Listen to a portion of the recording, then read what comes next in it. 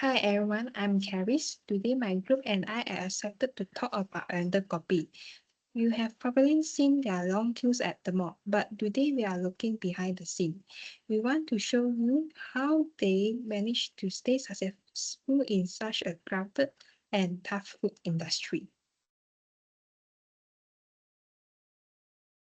To give you an idea of what we will cover, first we will discuss the big challenges managers face today. Then we will dive into a SWOT analysis to see their strengths and risks. Finally, we will share 4 practical strategies backed by real-world examples that help them stay ahead.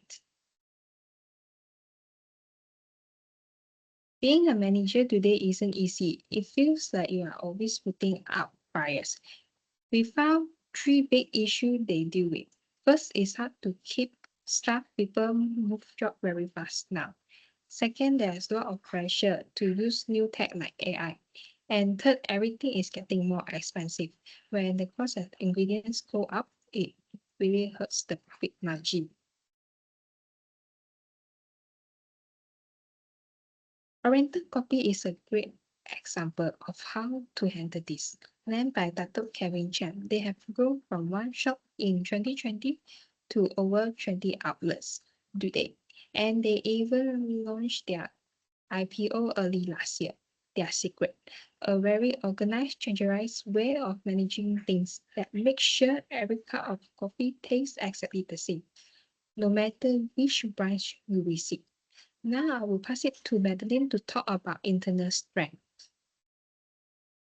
Thank you, Caris. So, what is Oracle copy strength? Two things are very important. First is their location. They are very smart about where they open their shops.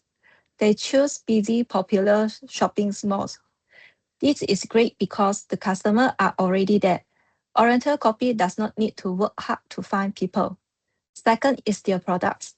They don't just sell fresh coffee or tea to drink in a shop. They also sell boxed coffee and pastry that people can take home.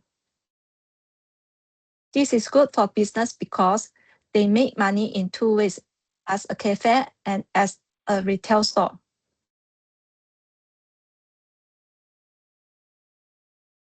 However, the company also has some weaknesses. First is their online marketing. They are not very active on the internet. They mostly wait for people to walk in the store instead of finding them online. Second is staff training. There's a skill gap. This means some workers do not know how to use new technology yet. Third is high cost. Renting space in big malls is very expensive. Also, because they are mostly in Malaysia, it is risky. If the Malaysian economy becomes low, their business will suffer. Now I will pass the slides to Carmen to talk about external opportunities. Thank you, Madeline. Looking outside the company, there are huge chances for growth. Their new partnership in Singapore is a smart move. It's let them grow without spending all their own money. Also, there is a massive global market for halal certified products, which is the perfect fit for their packaged goods. Moving on to the next external threats. The main challenge we are facing is very stiff competition. There are just so many coffee brands out there fighting for the same post customer. So it's a constant battle to protect the market share.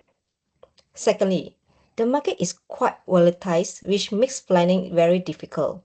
Things like the economy or supply chain can change suddenly. Lastly, consumer tastes change very fast. People are always looking for the next viral trends, so we have to keep the menu to stay relevant. Now, I would like to pass the floor to Jiahua to share more AI-driven demand strength and strategy, Jerry. Thank you, Carmen. To manage rising costs, our first strategy is using AI to predict demand. This allows managers to estimate how many products, such as egg tarts, should be prepared within each hour based on real data. As a result, food waste is reduced, and staff scheduling becomes more efficient. Now, moving on, our second strategy is forming joint ventures for overseas expansion. By working with local partners, Oriental Kopi can focus on maintaining food quality and brand standards, while the partner handles all the local regulations and operations. This expansion is more efficient and lowers the risk. Now, Kashika will continue with the final strategies and case study. Thank you, Jiahua. Our third strategy is to get more of their packaged product and mini QX for a real coffee and Portuguese touch into supermarkets like Village Grocer, Jaya Grocer, and NSK. If people can buy Oriental Kopi coffee while doing their grocery shopping, the small company still makes money even if people are not visiting the cafes. This makes the business much more stable during tough economic times.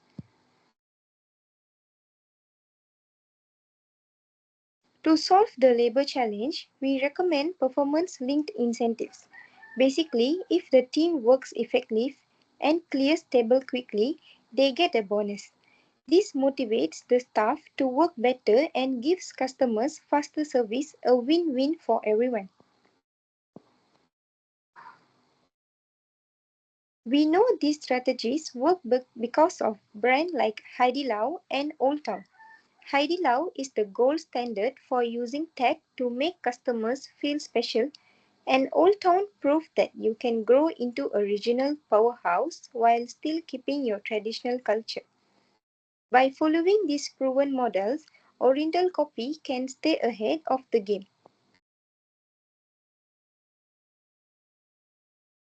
To wrap things up, Oriental Kopi's growth from a small shop to a public company is really impressive. By using tools like AI and picking the right partners, they can stay on top even in a crowded market. Now, I will pass to Clarice to finish our presentation. Thank you, Kishita. Here's the reference where we got our information. We didn't just use random website. We used official and trust reports. Thank you everyone for listening. Today we cover how managers face various issues and challenges. We hope you found the topic informative and engaging.